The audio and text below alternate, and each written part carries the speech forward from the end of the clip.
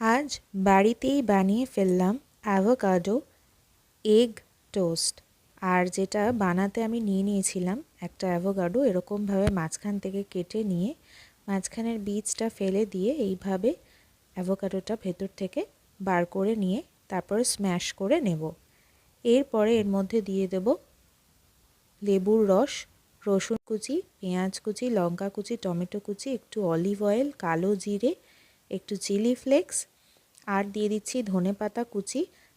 আর দিয়ে দেবো সাদা তিল, গোলমরিচ গুঁড়ো, নুন, একটু অরিগ্যানো, একটুখানি ইটালিয়ান হার্বস, সমস্ত কিছু দিয়ে ভালো করে মিশিয়ে এরকম স্প্রেড বানিয়ে তারপরে ব্রেডটাকে এরকম ভালো করে করকরে করে টোস্ট করে নিয়ে তারপরে দুটো এরকম সানি ডিমের পোচ বানিয়ে নেব। তারপরে ওর মধ্যে নুন, গোলমরিচ গুঁড়ো, পার্সলে পাতা আর একটু চিলি ফ্লেক্স